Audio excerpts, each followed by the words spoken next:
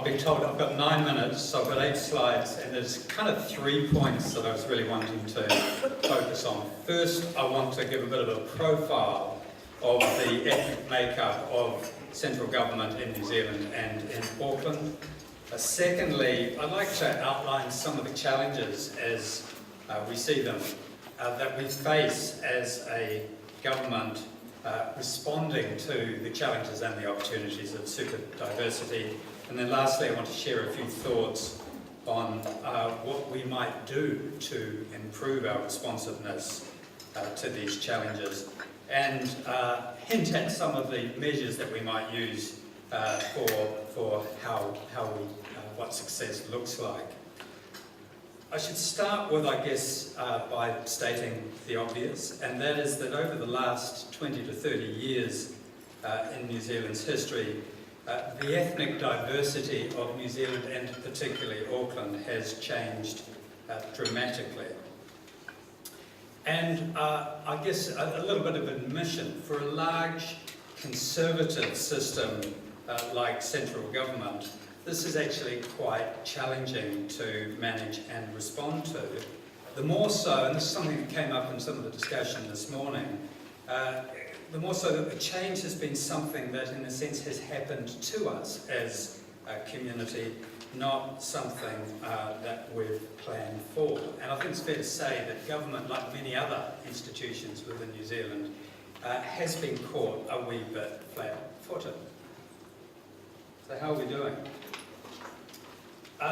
Good news is that New Zealand's public service is becoming more representative of the communities we serve, but we have a fair way to go. And I guess a particularly significant factoid is that the Asian New Zealanders are not well represented in the public service. A particular challenge, as you can see from those of you with good eyes, can see from the bars on the right, is that the senior leadership cohort within government is not at all representative of the broader population. So what about Auckland? Interestingly, in Auckland we are doing not too bad. Asian people, for example, make up almost 19% of the public service in Auckland, 8.3% nationwide. Interestingly too, in some sectors, this slide represents what you might call the core public service in Auckland. So that's about a workforce of about 10,000. Of course, the state sector in Auckland is a workforce of around about 100,000, so much the largest body of workers in the city.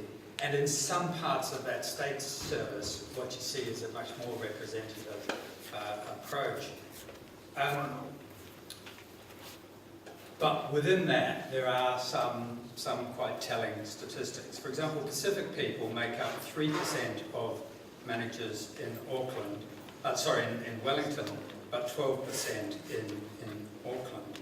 Overall, interestingly, the public service has a higher percentage of Maori and Pacifica representation than does the general population. Again, the particular area of underrepresentation is amongst Asian New Zealanders. And despite the progress in representation, there are persistent ethnic and gender pay gaps. The next slide shows ethnic representation by occupation in the public service. You can see from this some of the possible explanations for some of those pay gaps as well. And we need to dig a little bit deeper into this sort of data just to see where we need to focus our efforts. What we do see is that European New Zealanders are highly represented in managerial roles, our Asian New Zealanders in ICT positions, Pacific people most highly represented in call centres, and Maori being most highly represented among social, health and education workers. So that's the kind of raw data. Some of the key challenges that we face within the public service as we attempt to do better. First, women and ethnic groups are not well represented in leadership pipelines, and that's a particular focus that the State Services Commission has adopted. As I said earlier, there are persistent gender and ethnicity pay gaps. We need to make sure that we have the best talent available to replace an ageing workforce.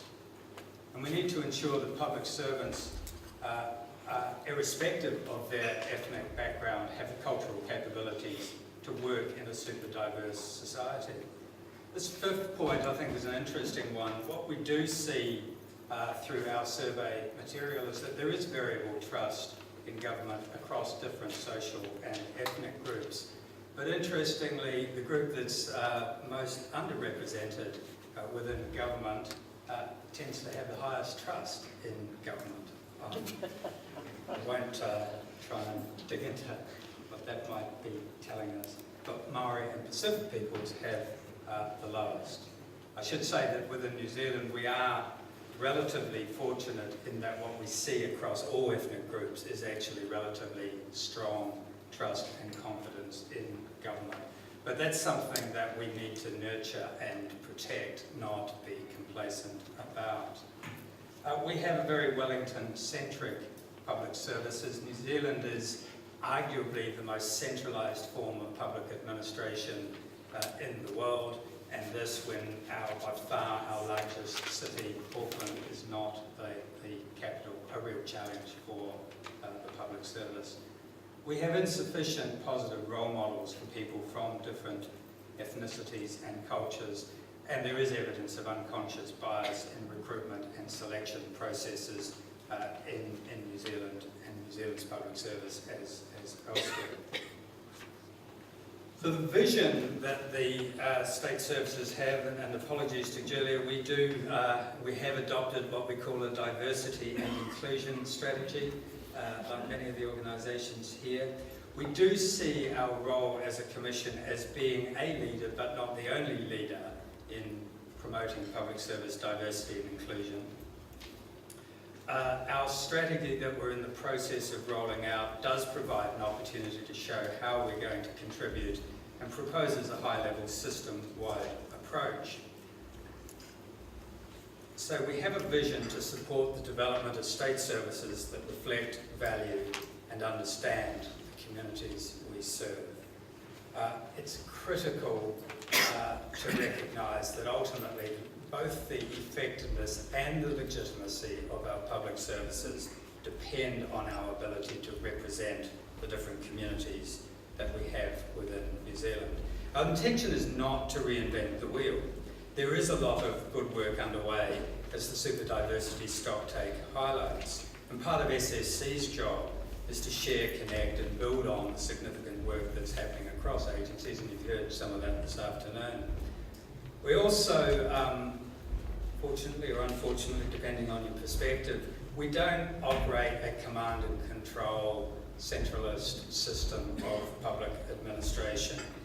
SSC oversees a highly devolved system of government, even at the central government level. And this presents, I think there's a heck of a lot of positives for that, but it does present some challenges, particularly if you believe, as we do, that it's not actually enough to have just good intent. We need to be rather more intentional about addressing the opportunities and the challenges of our super diversity.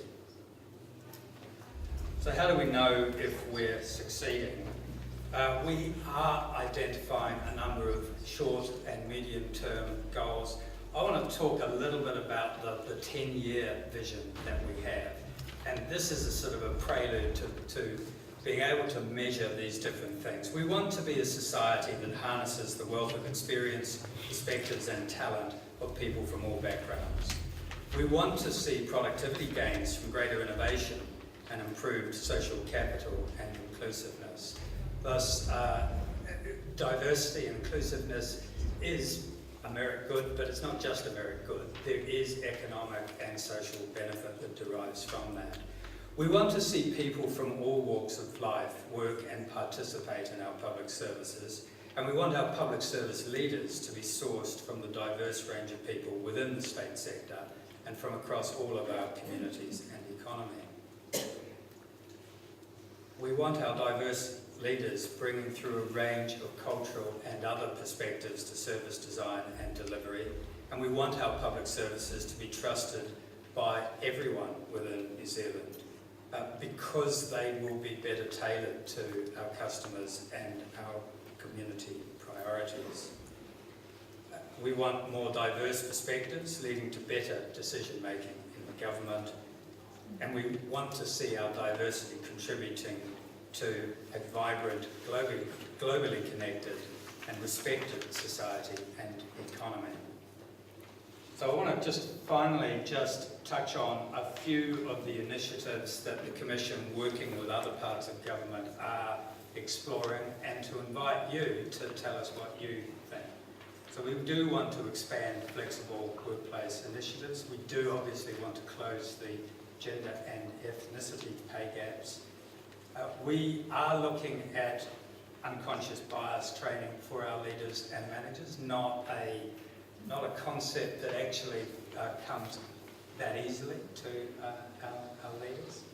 We are looking at focusing our efforts in Auckland on developing experiential opportunities for people.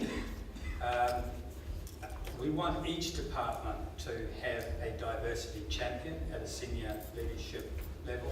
We are reviewing recruitment practices. Some agencies have already moved to name-blind recruitment and other tried and tested means of combating some of that unconscious bias, and we're looking at whether that's something that should be extended on a general level.